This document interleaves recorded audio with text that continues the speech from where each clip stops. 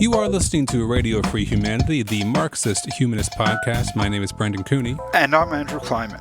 In this episode, we discuss the recent protest movement in Iran with a special guest, Canadian Marxist-Humanist Theresa Henry. To hear more episodes of Radio Free Humanity, to read more about the issues discussed, or to join in the conversation, please visit marxisthumanistinitiative.org. You can also make a donation to the podcast there on the website. While our podcast is hosted by MHI, the views expressed by the co-hosts and guests of Radio Free Humanity are their own. They do not necessarily reflect the views and positions of MHI. In just a few moments, we'll be discussing the protest movement in Iran with Theresa Henry. But first, as we do in every episode, Andrew and I will take a few moments to talk about some current events.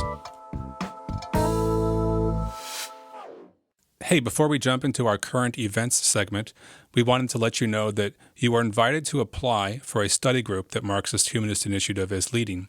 It's a study group on Marxism and Freedom from 1776 to today, the book by Raya Dunayevskaya. These will be held over Skype, and they will be on some Sundays from 1 to 3 Eastern Standard Time. The next meetings are on February 12th, February 26th, and March 5th.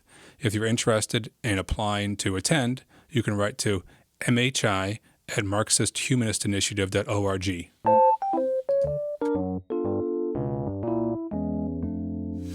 Today is January 30th, and we're going to be talking about the recent events in Memphis, Tennessee, surrounding the police beating and murder of Tyre Nichols. Last Friday, much anticipated police body cam footage was released, showing in graphic detail the brutal beating, murder by five police officers from Memphis's Scorpion Squad, as they're known. The 5 police officers have been charged with murder, and the city has announced that they're disbanding this special Scorpion Squad. The big difference here that everybody is pointing to, and the attorney for the family said this change is a blueprint for the future. What's different this time is a swift movement by the police instead of stalling and interminable cover-ups. The cops that did this, they were immediately taken off, charged in a couple of weeks. The body cam footage was made public within 3 weeks.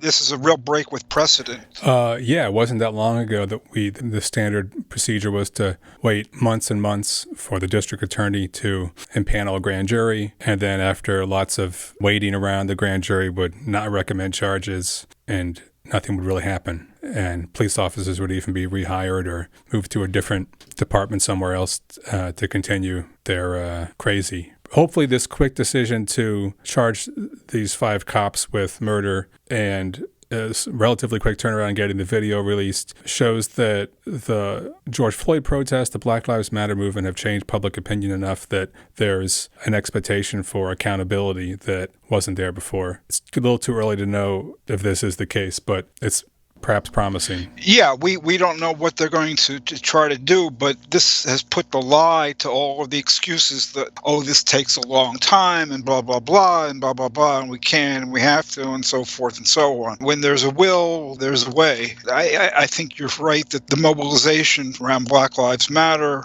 after the murder of George Floyd, a lot of people are very pissed off. So it looks like there's some kind of concessions to that segment of public opinion.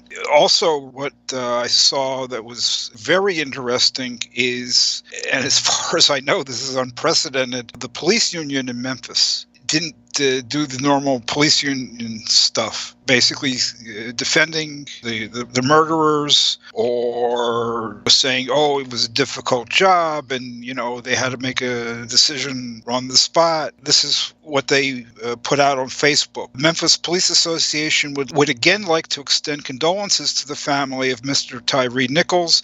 The Memphis Police Association is committed to the administration of justice and never condones the mistreatment of any citizen nor any abuse of power. And the word never, and both times say any, that's all in caps. That's a change. I mean, really, coming from the police union. Is this going to be a precedent? I don't know. It's hard to say. These 5 Memphis police officers were part of something called the Scorpion Unit, which was a special get tough on crime unit, which was only a year or two old, that was put in place by the new police chief and touted as this great strategy to deal with rising homicide rates in Memphis and rising crime rates. This sort of almost like utilitarian approach to policing where we gloves are off, we kind of let these guys do whatever they want. Maybe they rough people up a little bit, maybe they're a little too rough, maybe they're kind of cowboys, but they get the job done and they're going to make everyone safer, so it's okay. When it's time to get serious about crime, can't make an omelet without breaking some eggs kind of logic, right? Which is not an uncommon strategy for police departments to have these sort of special units that patrol neighborhoods where there are higher crime rates and basically just harass people, stop and frisk people, pull people over, do a lot of searches, rough people up, intimidate people, and basically treat people's civil liberties as if they're expendable. But all this sort of abuse of power is justified because it's got some greater good that it's serving, which is it's going to make the city safer. And we've seen calls for various types of solutions to the rising murder rates in a lot of cities that they sometimes move in this direction of bringing like abusive police practices back, condoning them, and because it's what has to be done to make the city safer. Right now we're seeing it in Philadelphia, where I live, where we have alarmingly high homicide rates for the past few years, and people are talking about bringing back stop and frisk. Philadelphia has one of these like special cowboy units. It's called the South Squad or something. These sort of plainclothes police officers who are supposed to be finding illegal guns in South Philly, and they're basically like off the hook cowboys who do all sorts of questionably legal, questionably moral things in their interest of fighting crime and getting illegal guns off the streets. Just 2 years ago, they ended up shooting a 12-year-old boy in the back and killing him as he was fleeing the cops. So this is kind of what happens when you give a bunch of cops who think they're superheroes like a blank check to go and do whatever they need to do to fight crime. This is the kind of thing that happens. You get these kind of violent, abusive, reckless, totally out of control behavior from police. This is what happens. And I mean, the question is that line of thinking, is it in fact correct? Do you have to terrorize a community that's oppressed, marginalized, poor? Do you need to do what it takes to keep them down? There are people say, oh, well, you can build trust with the community, blah, blah, blah. That's the real way. But I tend to think that the people who think you have to scare the shit out of these people and keep them in submission, I think from their vantage point, it does make a lot of sense. That's been the history of this country. It's been the slavery, the KKK, everything. As we were talking about with Theresa in the main segment for this episode, terrorizing the population has kept the theocracy in power in Iran for, 45 years now or so? But the other thing that's happening, and it's hard to know which way this is going to go, is cops quitting right and left all over the country. And I mean, it might have something to do with everybody quitting because of the pandemic, but you read what the people who report what the cops say, and they're like, well, we were like the good guys, and then the George Floyd and the Derek Chauvin, and now we're not the good guys, we're the bad guys, and nobody's here protecting us, we're just doing our jobs. To hell with it, we don't need this. If we're not going to have the chief of police defending us, and if we're going to have like the chief of police and all the cops saying this is not allowed, we don't need it. And they're also worried about the very minor challenges fight back against qualified immunity. We haven't seen much in terms of a change in qualified immunity, which means that basically you can't sue cops in civil court for murdering, beating, and so forth, because they've got near blanket immunity. Basically, they're not accountable. And so even small challenges to qualified immunity are like, well, look, if we're accountable for our actions, then the hell with it. We don't need this. I was reading something in the City Journal, which is published by the Manhattan Institute, which is this right-wing foundation or whatever think tank. And the author, Charles Fane Layman, ends his story as follows. If cops believe that one wrong step could ruin their lives forever, they will stop being cops. That's what many are deciding to do, and the results have already proved deadly, by a lot of cops leaving. Yeah, so if one wrong step could ruin their lives forever, they will stop being cops. So what you need to do is, you only murdered one person.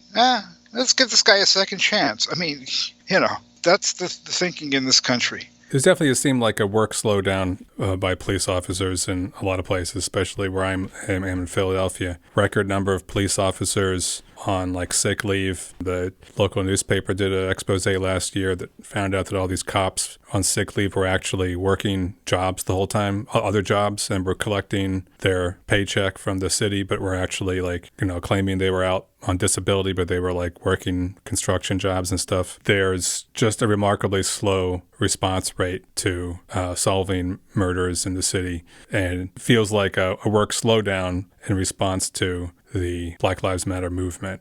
Cops are just kind of having a tantrum because people are actually holding them accountable, and they're refusing to do the work that they're hired to do. But the problem is that politicians are looking for solutions to the problem of violence, and they want to do something, especially about gun violence. And there's very little that politicians can do about gun violence without getting guns off the streets, right? If like everyone in the city owns a gun, there's going to be gun violence.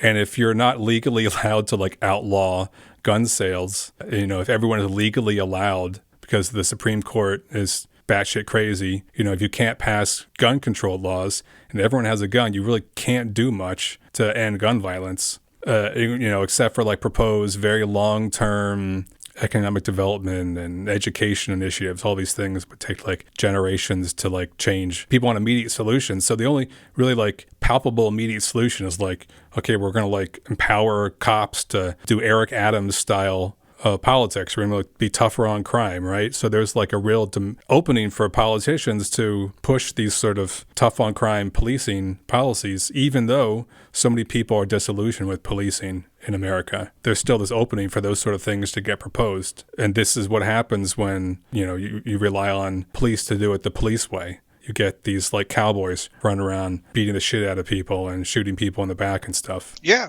And if they can't do that, who wants to be a cop? Right, that's what the cops are saying through the slowdowns, through the retirements, quitting, and all of that. Like if we can't do it our way, we don't want to do it at all. We're not going to be like made accountable for our actions. One wrong step, things are very up in the air because clearly the movement for justice is not ended. There have been demonstrations all throughout the country. We did get a response from Memphis police and the legal system there that's different. On the other hand, you've got this pushback. You got the cops quitting and whatnot. So the tensions are there. They're not going away. They're not getting resolved, and they're heating up. The two sides are moving further and further apart. And, they're talking about, let's pass the George Floyd Justice and Policing Act. That's dead in the water. You don't have 60 votes in the Senate. Okay, and you got the Republicans controlling the House of Representatives, and you got right-wing supermajority on the Supreme Court. So nothing is going to happen, and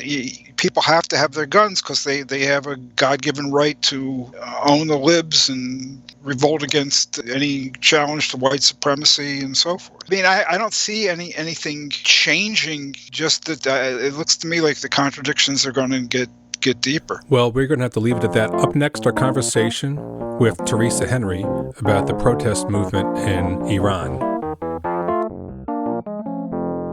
Today is January 29th of 2023, and we are pleased to welcome to our podcast today Theresa Henry to talk about the recent protest movement in Iran. Theresa Henry is a Canadian Marxist-Humanist. She has written several contributions for Marxist-Humanist Initiative's online publication with Sober Senses, 2 articles on the Iran protests, articles about First Nation movements in Canada and national liberation movements. Discerning listeners might remember us thanking Theresa for her contributions and research to our recent episode on the concept of national liberation and so the history of the concept in Lenin.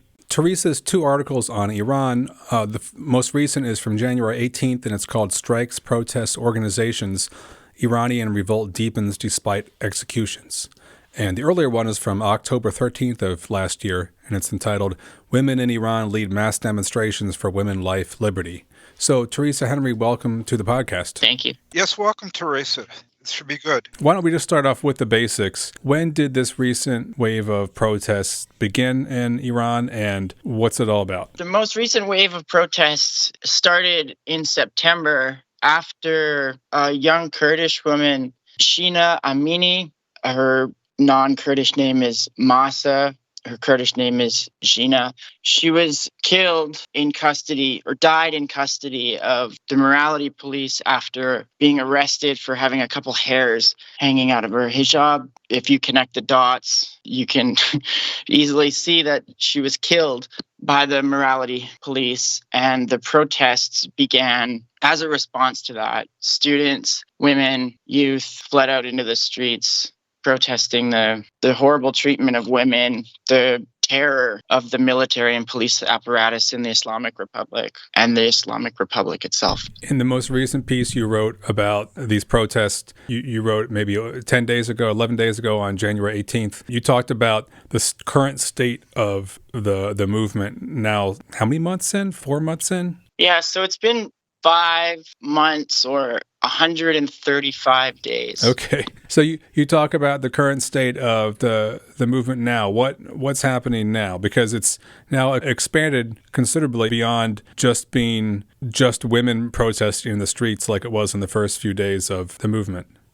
Yeah, for sure. I think it's turned into a popular revolution that is drawing in all aspects of Iranian society. The universities, there's something like hundreds of universities have been occupied by the students and protests at the universities. The workers are going on strike repeatedly. Like the oil workers just went on strike again in January. And this is pretty significant because the oil and gas industry in Iran is the most significant industry. It's the mainstay of the Iranian economy. So the disruptions in oil production have a huge impact on the Islamic Republic. But as the protests grow and more layers of society are drawn into it, the repression has escalated as well. And this is kind of the theme of my last article, as I started out talking about the horrendous things that the Islamic Republic is doing to crush the dissent. And I wanted to spend most of the article talking about how this hasn't worked. It had,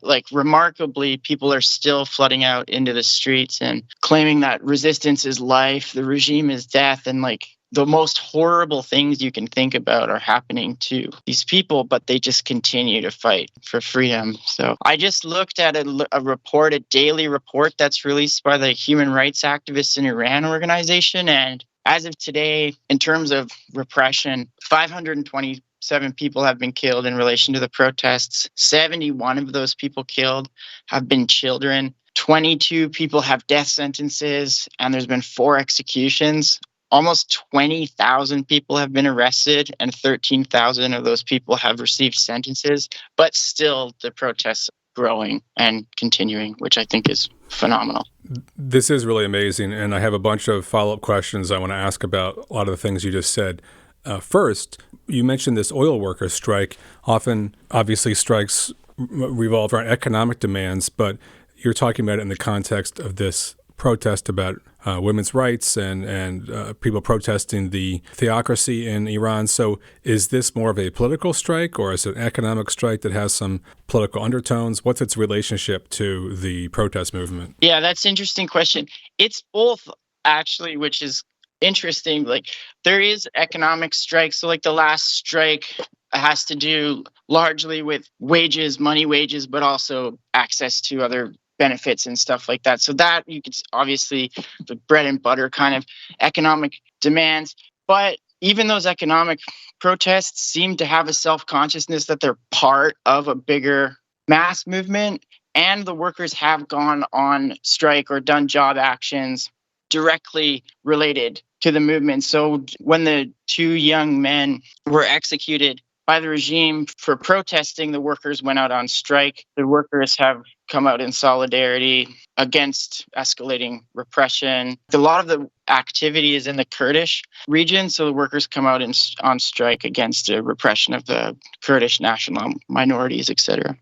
Yeah, in your most recent article, Theresa, you do quote explicit statements of solidarity of the oil workers with the broader movement against the regime. The Organizing Council of the Oil Contract Workers called on all workers to strike and protest against the executions and arrests by the Islamic regime. And the Coordinating Council of Cultural Trade Union Organizations voiced support of the 3-day strikes and protests that took place in early December. The strike was in opposition to the regime. Okay, so it wasn't just an economic strike. And, the earlier strikes, I think even at the start of January, were of the oil contract workers, not regular employees, but temporary workers. But more recently, if I'm not mistaken, it's the regularly employed oil workers who've gone out on strike. Can you fill us in any more about that? Maybe a broadening of the activity among the oil workers? Sure, yeah. So a lot of the information that I get about the workers is from this organization called Free Them Now, which is an international organization of trade unionists who are trying to support jailed and striking workers in Iran. I think you're correct that it is the permanent workers that are on strike, at least in the January 17th strike. Yeah, I thought that's significant because oftentimes you do have divisions among the workforce between the people with the regular jobs and the people who are just there temporarily, and they might not even know each other so well. Or oftentimes you got ethnic or religious, cultural divisions. So I thought it was significant that the activity has moved from the contract workers to regularly employed workers. So it's kind of amazing, 5 months in, and not only is the activity continuing, but it seems to be catching fire and moving to people who haven't been as involved before.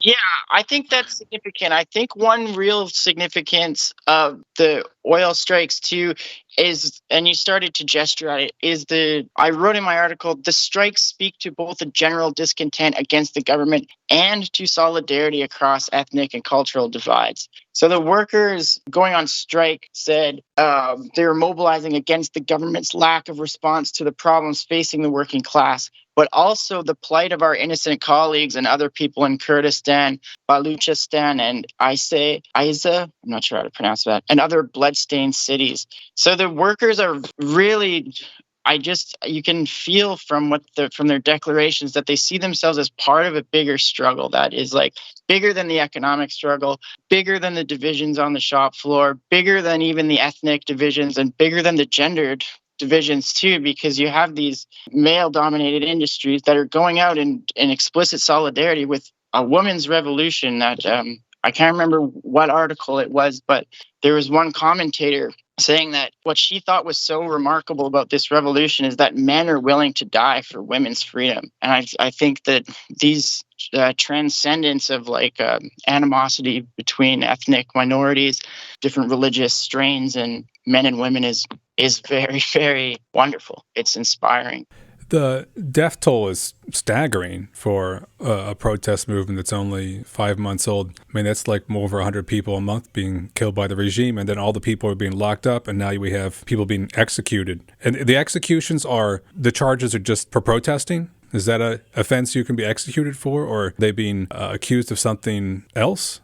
Yeah, some of the people that are being arrested like treason charges, stuff like that. There's this charge which is a form of treason that the regime has. It's like going against God, like to go against the government is like to go against the law of God. I don't know the exact wording of it, but this is the justification for the executions, is that these protesters are infidels, I guess, they're out of line, they're opposing God's will. For people to still be in the streets calling for the end of the theocracy, they're taking incredible risks, and they're obviously very aware of the danger of continuing to protest. That doesn't always happen in authoritarian regimes. A lot of times, obviously, people are too scared to take those kind of risks. So, what is different now in Iran that people have the courage to go out in the streets despite all the risk? Yeah, that was something I was thinking about too when I was writing the last article that looks a lot at the repression and then how it hasn't stopped the movement. From our perspective in the West, it's like, yeah, what is keeping these people going? And what I've read, and I think what is summed up in the slogan that you see on posters and being chanted, "Resistance is life," is that the life underneath the Islamic Republic, the Islamic regime, is worse than death. Like to fight to die and have a chance at life is better than to wither away under the system. Like I remember reading this one article in September when all this started. It was in the New York Times, which I haven't been following closely since they were blasted for that horrible printing the PR scandal of the regime saying the morality police was abolished. I haven't really been following New York Times since then. But in one of the earlier pieces they released in September, they were interviewing people in Iran who said they had nothing to look forward to in life, and that young people's goals was just to get out of the country as quick as possible because there was no future there. There was nothing you could do, that people just couldn't even imagine growing up there. So I don't know for sure because I'm not there, but these are the suggestions that I've read from watching the Instagram of activists and reading the news articles that are coming out and stuff, is that people think that the struggle for life is, and the risks involved in it are better than doing nothing because the regime is just so degrading for human life in Iran.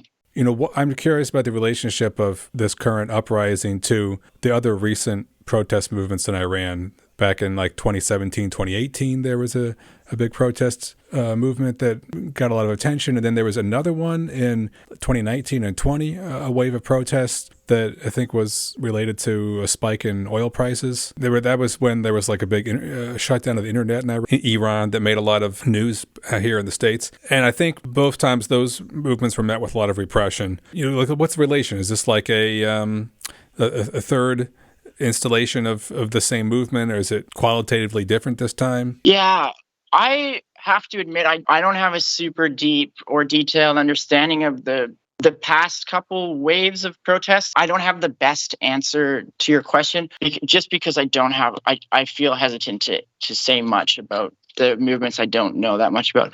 But what it does feel like a continuation of, for sure, is the 1906 to 1911 revolutions and the 1979 revolution. It feels qualitatively the same as those revolutions, like down to the groups who are leading it.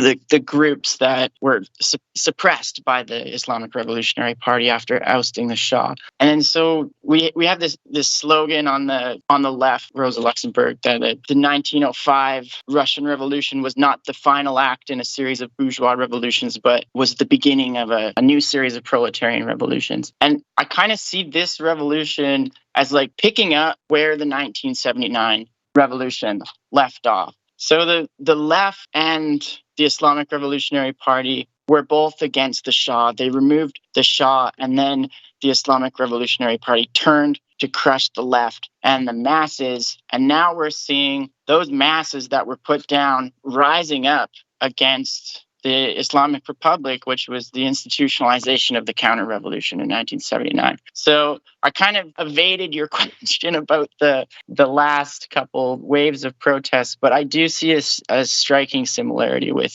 1979, down to women leading it, the forms of organization, but also just this kind of like, it's almost like time folded back and the masses are starting up where they left off in 1979. And is this just like a hunch on your part, or are people making reference to 79 and the unfinished tasks of the revolution? Yeah, I'm glad you asked, because the most recent statements that I've read by organizations, so this women's organization, Voice of the Balak Women, Women of Kurdistan, this new, I think it sounds like a youth organization, the Militants of Central Khorasan, are explicitly making connections with the 1979 revolution. The Women of Kurdistan mentions that in 1979, the women chanted, "At the dawn of freedom, women's rights are still being denied." And that's something that Rhea Dunayevskaya picks up on in her articles writing about the 1979 revolution as well, that at the so-called dawn of freedom, women are still second-class citizens. And so the Women of Kurdistan organization is definitely seeing that historical continuity and picking up from there. But also the more, they seem more explicitly Marxist organizations, like the youth committees and councils, Revolutionary Youth of Marivan, Revolutionary Youth of Sanandaj.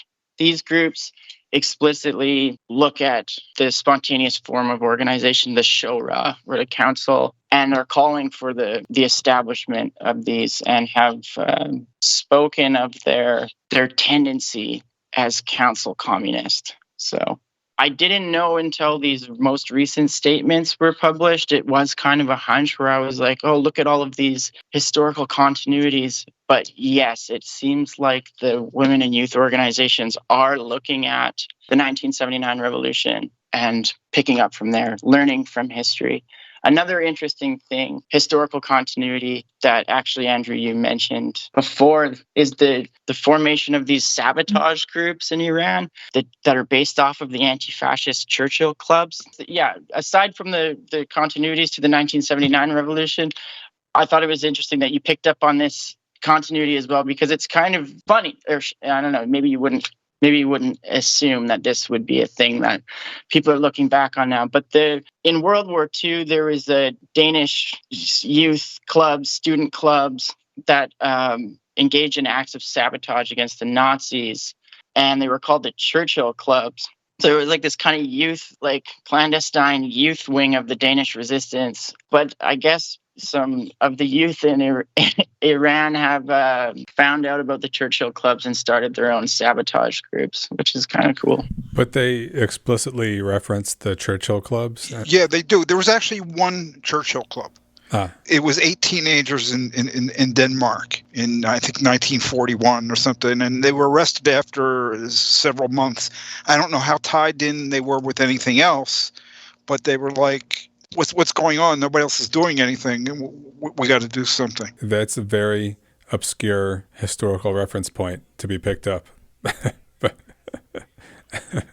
Can I say something historically about this, the reference to at the dawn of freedom, women still have no freedom? At the time, 1979, this was, I think, hugely important because these women feminists who were part of the revolution were not just saying we still haven't gotten our freedom, but they were explicitly warning everybody about the Islamic fundamentalists and Khomeini and all of that. And if I recall correctly, this slogan arose over Khomeini's attempt to make the women hide behind veils once again. And at the time, a lot of the movement in Iran was not clear that Khomeini had to be opposed.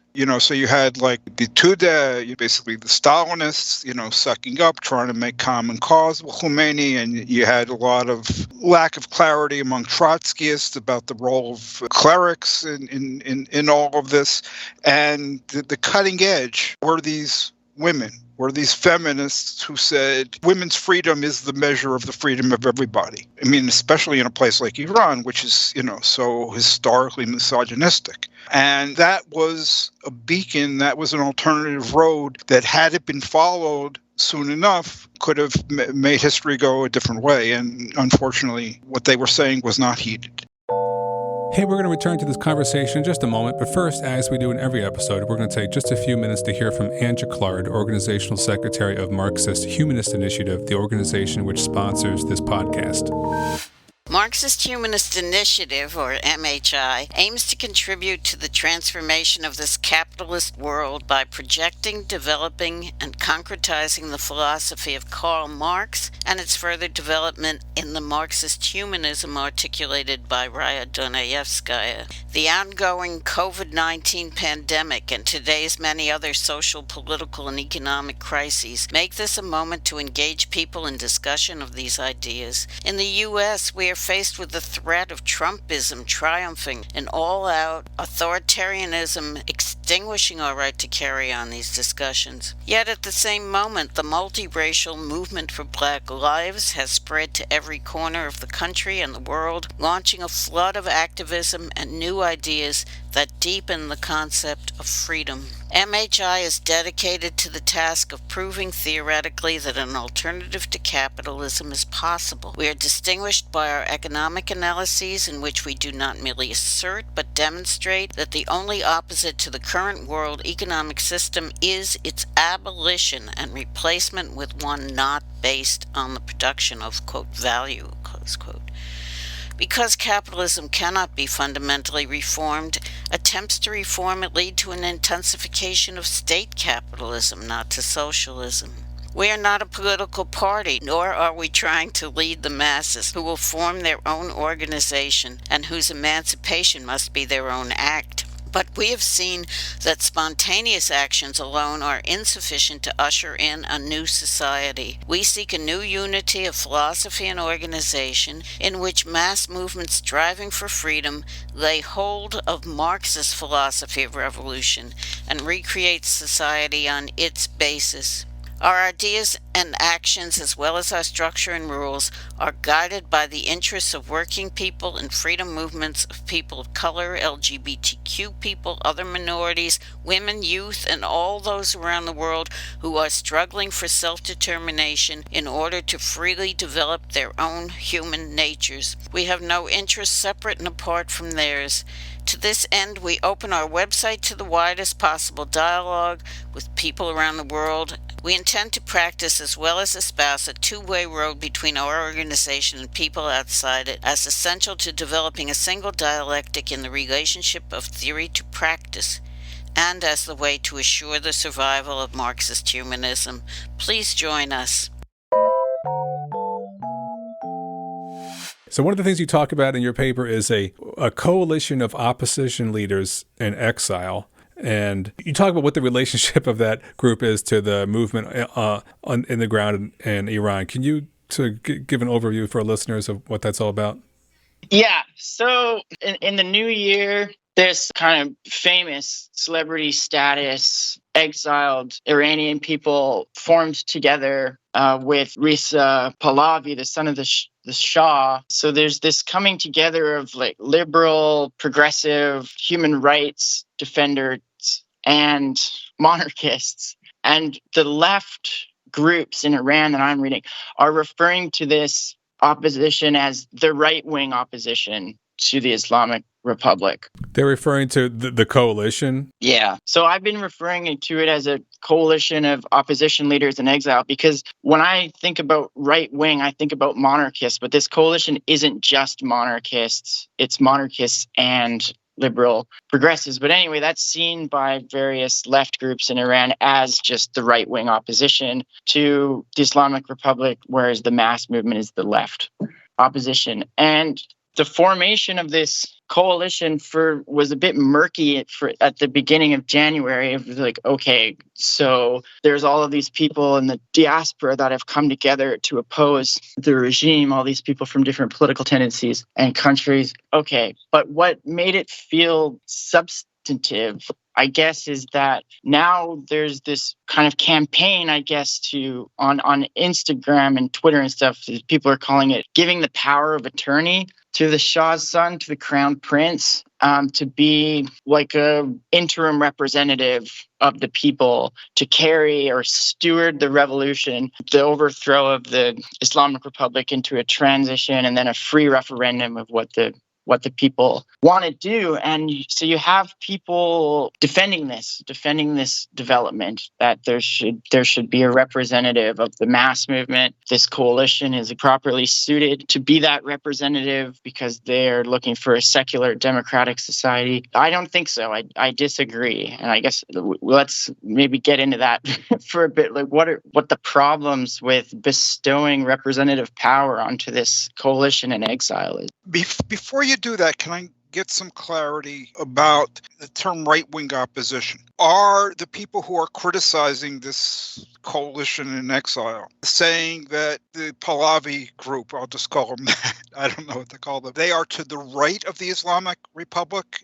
Is that what right wing means? Or are they saying there is a separate tendency in opposition? We're one and they're another one, but they are right wing in some way. Or are they saying we're all part of this opposition and we're the left wing of it and they're the right wing of it? So I can think of three possibilities. What do you think they're indicating by calling it the right wing opposition?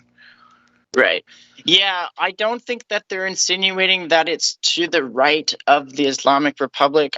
From what I'm reading, it feels like it's on a bit of a splitting point. So it's not clear to me yet if people are saying we're the left-wing opposition, we're autonomous from this right-wing opposition, or if they're saying this is a right-wing current in the united opposition. Certainly the Pahlavi group is saying that there's one opposition and they are not calling themselves the right wing of it. He's calling for a unification of left, right, and center. He says his goal is to unite the left, right, and center to, quote, bring our country to a point where the Iranian people in a free and fair election can determine their own future in terms of self-determination, end quote. So the way he's talking about it is that there's one movement and it could be more formally united under, of course, his and his coalition's leadership. The masses in Iran, I think, are saying more so that this current is forming as an independent, or they're looking to separate themselves from this right-wing opposition and not unify with it. Because in the statement released by the militants of Central Khorasan, it was released on January 19th, they open their statement by saying, the formation of cross-class coalitions is inevitable in a class-divided society, and their nature tends to reflect the relations between classes. We are not afraid of any coalition or formation, but only criticize them. They must state what they want. So what I get from this is that they're being like, this coalition, this right-wing opposition is not part of our movement, but that right-wing opposition is saying, hey, look, we're all movement, let's all unite, etc. Thank you. I have one more question. Does Reza Pahlavi have designs on retaking the throne? In other words, turning Iran, back into a monarchy again? He says he doesn't. He says he's pro-democracy, he's pro-secular. He wants everyone to unite around pro-democracy and secular reorganization of society. He says he wants a free referendum. He wants fair and free elections, etc. So, okay, if we take him at face value, no, he doesn't want to retake the throne. But also, how do we know? How do we know that? How does he know that? How does he know that he won't be moved by the monarchist faction to do so? He admits he has no mass base of people in Iran itself. So I feel like it's dubious to trust him, but it's also, I feel like, maybe not the central point here of whether he has intentions to retake the crown or not. I think either way, this coalition has departed from the demands of the mass movement and has betrayed the mass movement. So whatever plans they have, it's not the same plans that the women and the workers and the youth have on the streets. Yeah, you mentioned in your article that this right coalition, right opposition is out of touch with some of the main demands, main currents of the Iranian opposition on the ground in Iran. Can you explain that a little bit to us? Yeah, for sure. So when this hashtag battle began on the 20th of January, there's the pro-power of attorney, the anti-power of attorney. There's a petition for the power of attorney that has hundreds of thousands of signatures. I don't know what the significance that is. But obviously, this debate on the internet represents a larger tendency battle within the movement. And like I said, these grassroots organizations like the Voice of Balak Women, Women of Kurdistan, Militants of Central Khorasan have released statements opposing Pahlavi and the coalition leaders. Their statements make clear what their differences are. Their slogans are even clearer. They're saying, down with the oppressor, whether it be king or a supreme leader. No to the backwardsness of the sheik and the king. And in the Voice of Balak Women statement particularly, they talk about how the monarchists and the Pahlavi group are acting like the oppression of national minorities in Iran started with the Islamic Republic, and that's just not true. And that they're doing this to cover up the crimes of the Pahlavi dynasty that ruled Iran before the Islamic Republic, that also oppressed national minorities. So they're saying it's not enough to overthrow the supreme leader and install a king, to go back to the Shah. We have to get rid of both, because our oppression as women, our oppression as national minorities is tied to both systems of government. And furthermore, all of these groups say that the philosophy and slogan of women, life, freedom, or women, life, liberty is a guard against seizure, co-optation, and betrayal of the revolution. And this is why I think it's so significant that the Pahlavi group didn't include this demand in their first public statement. Like, it's kind of baffling. Like, even if they were just shallow opportunists, you'd think they would include the central demand of the mass movement. But it seems to me that the fact that they didn't is that it's not because they're not just shallow opportunists who are going to jump on the bandwagon. They have a totally different vision of their alternative in Iran. So instead of saying women, life, freedom, they said that they are unified against the Islamic Republic for the creation of a secular democracy, the restoration of human dignity, and equality among citizens of Iran, regardless of their gender, ethnicity, and beliefs. In other words, unity and diversity, and the need to end various forms of discrimination. But this makes me think about something that Ray Dunayevskaya said in her 1979 article that was called Iran, Unfoldment of and Contradictions in Revolution. She said that in a context of revolution where women play no small part, those who try to, quote, subordinate women's struggles as a mere part of the whole, as if the whole can be without parts, play into the hands of the reactionaries, end quote. And so this is what I think is exactly happening with the exiled opposition. I think this is what they're doing. They're playing into the hands of the reactionaries, because instead of embracing the women, life, freedom slogan, they've replaced it with an alternative, watered-down vision that doesn't focus on the subjects of the revolution, the subjects of the mass movement, the integral force of it, which is women. And they're kind of just like, oh, yeah, equality, freedom. They take the concrete historical specificity out of the mass movement and they blow it up into these abstractions. And I think these abstractions is what they want to replace the actual vision of freedom with that the Iranian masses have. Yeah, we see similar things, in the United States. Maybe they're not as momentous, but, when people come out with colorblind stuff and gender neutral stuff, and yeah. Well, I'm curious about how widespread this protest sentiment is in the country. How much popular support is there for the theocracy, for these super reactionary politics, and how much support is there for this protest movement? Is it sort of a rural urban split? Is it a young old split? Are the religious conservatives in the minority, but they just happen to have an iron grip on power? How is public opinion distributed amongst the populace? Yeah, it's hard to tell, because obviously you can't trust anything that the news agencies regime have, but also it's hard to trust a lot of the opposition news as well, because they have their own interests. For example, I follow Iran International, which I think is a monarchist opposition, and so they support some of the liberal progressive. They publish all of their stories about the youth groups in Iran that are not explicitly socialist, and they publicize the liberal opposition, but also speak glowingly and supportively about the Crown Prince.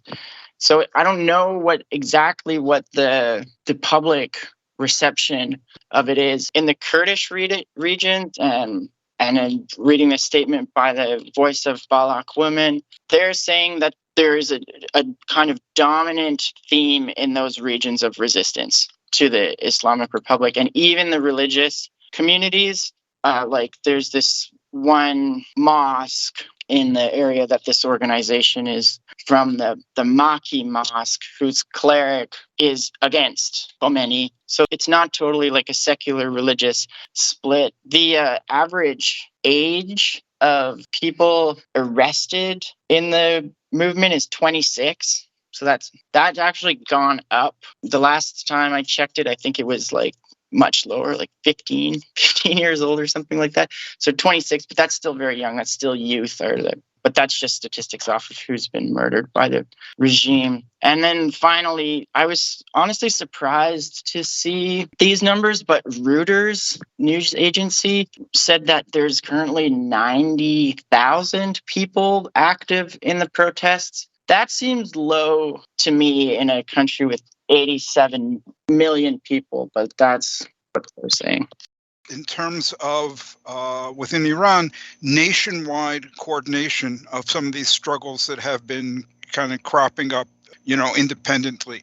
Are you seeing any moves toward that kind of thing? Yeah, so it seems like the youth groups that have formed, the grassroots organizations have formed, they say in their foundational statements that they have formed in part to coordinate protest activity across the country. At the beginning of the movement, there was kind of just like protests happening every day. These groups started saying pretty early on, hey, no, let's not just go out every day. Let's plan to go out together. And then it changed to Saturdays. And now in Baluchistan, the Fridays are the protest days. There is that sense of coordination. And then the workers, according to Free Them Now, are attempting to put the pieces in place for more nationally coordinated strikes. The problem that Free Them Now speaks about is that the strikes so far have been rotating strikes. So not everybody out goes out at once, not every industry out at the same time. And they have to rotate like this because the lack of trade unions and political organizations and civil organizations makes it hard to have enough money to sustain a general strike. So when you go out on strike, you're going out on your dime and there's no strike fund. And so you can go out for 2 or 3 days and then you go back in and someone else goes out. But there has been attempts of nationally coordinated protest actions amongst the youth and students and the professors that are supporting the students. I don't think that there's been nationally coordinated strikes because it's hard to go out on strike for a protracted amount of time.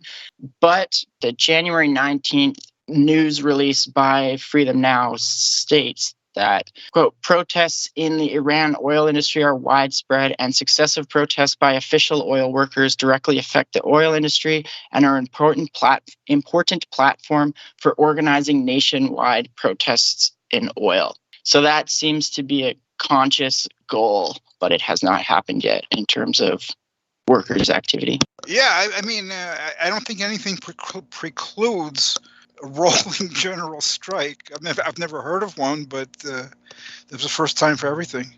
For closing, I want to go back very briefly to the significance of this coalition forming to, in a line, say that, like, I think what this means is that the left-wing opposition in Iran is no longer just fighting against the Islamic Republic. They're also fighting against this right-wing opposition. So the complexity and contradictions in the movement have compounded. But I do want to say that my worry about the formation of this coalition is not that the Iranian masses aren't conscious of what's happening or wanting or willing or able to fight it. They are, and they've already started. My worry is that just like in 1979, the Western left is going to support this halfway measure, like just the way that the left supported the Islamic Revolutionary Party because of its so-called anti-imperialism, like it being against America was good enough. No one seemed to...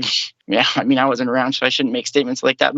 But people were saying this is an anti-imperialist party and government, yet they refuse to rename the Persian Gulf. They are carrying out military initiatives in the Middle East. They're obviously an imperialist regime, but they're anti-American, so that's good enough. And I worry that something similar is going to happen, and where people will be like, okay, well, the crown prince isn't the guy we would love to have, but he's the guy we do have, and then so we support this betrayal of the revolution. And I think it's the duty of Marxist humanists to oppose this conciliationism and to say no, like any step away from the masses is the wrong step. That this idea that we should just settle for the guy that's there rather than believe in the masses is a bunch of crap. It's just if anyone is able to carry through the revolution, it is the women and the workers and the youth that are participating in it, not no one else. And I feel like we have to be firm about that, because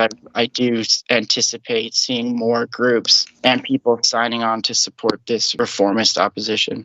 I think it's kind of hard to imagine that the so-called anti-imperialist left, which is, as you said, just anti-American, I find it hard to think that they would line up behind Reza Pahlavi. But others becoming worrisome about this is which way are the liberals going to go? And the fact that he has with him, you said, human rights groups and all kinds of people like that, big movers and shakers, they could betray the masses very easily. So I'm speaking not only of the Iranians or Iranians in exile among them, but in the U.S. So being aware of the contradictory tendencies in a movement like this is it's definitely something we need to do. Let me just ask one final question. At the end of your article, you addressed this issue of predictions about whether the regime, the Islamic Republic, is close to collapse or not. And that's like what everybody wants to know. Everybody always wants to know the future. And,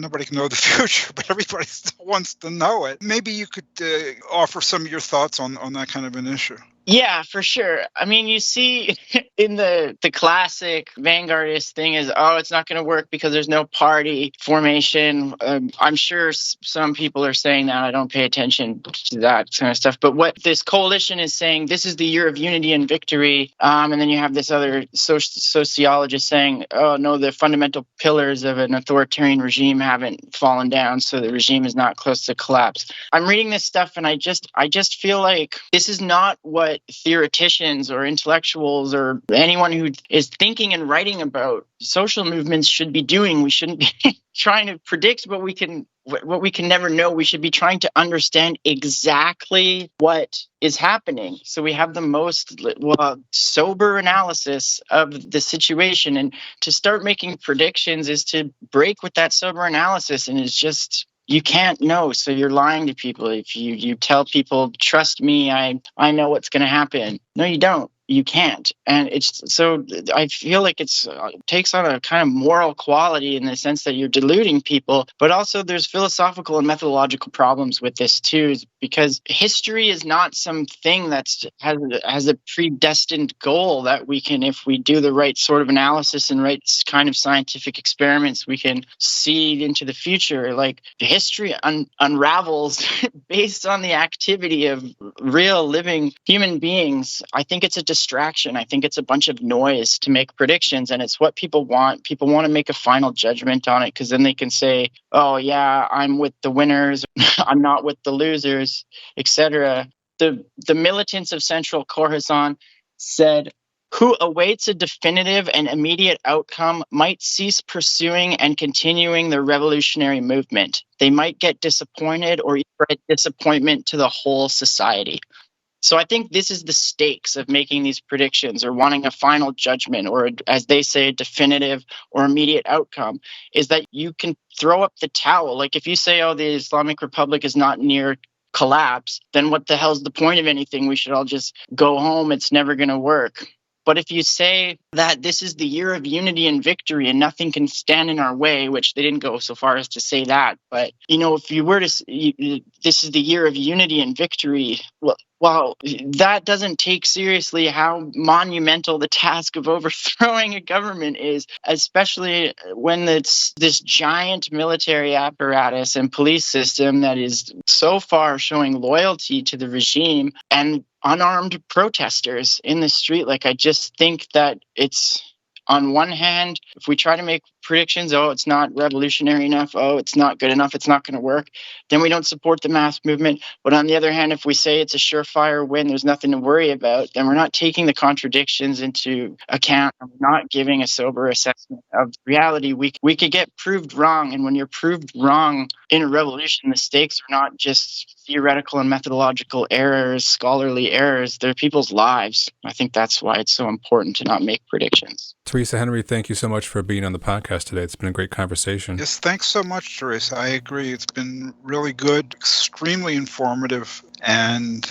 I just wish we knew more. I'm sure you wish you knew more, but given the language problems, I'm impressed by how well you are keeping up with events. Thanks for having me on. It was great.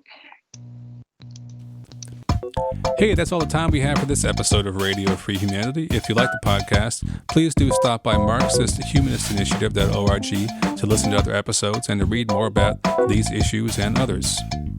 As always, if you like the podcast, we encourage you to write to us, to comment and rate the podcast, and of course to share with all your friends and enemies.